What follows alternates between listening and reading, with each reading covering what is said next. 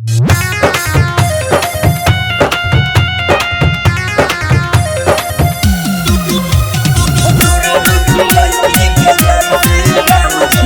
By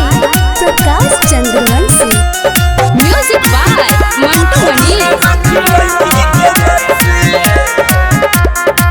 ओकरा पीछे रही हम पागल, उहो रहे हमारा पीछे लागल। सुना, ओकरा पीछे रही हम पागल, उहो रहे हमारा पीछे लागल। बाकी कोई दिहल छल हमरा पता न चलल, उ त खेल गइल हमारा जज्बात से। दूर रखी लड़की के जात से राम जी, दूर रखी छौड़ी के जात से। दूर रखी लड़की के जात से राम जी, दूर रखी छौड़ी के जात से।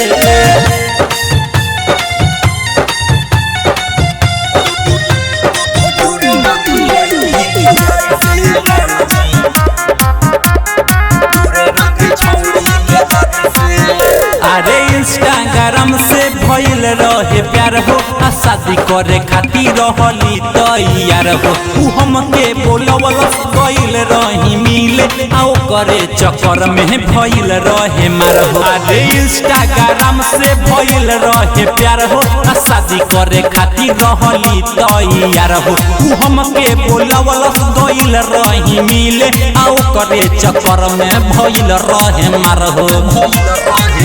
प्यार करे के मतलब बुझाई, चार दिन ले देहिया दुखाई। जिंदगी भइल बेकार, अब करब नहीं प्यार, बड़ी मार खइले बानी ओकरा बाप से। दूर रखी लड़की के जात से राम जी, दूर रखी छौड़ी के जात से। दूर रखी लड़की के जात से राम जी, दूर रखी छौड़ी के जात से।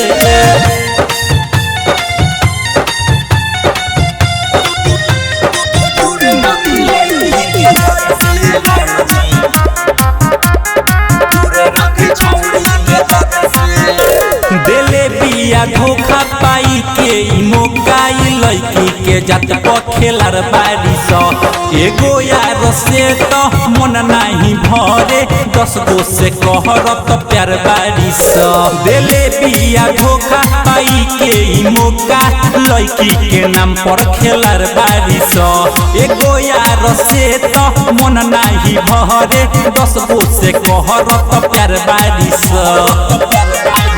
राहु सत्या के दिल बारी तोरले, मोर करे जबारी खंजर से कोरले।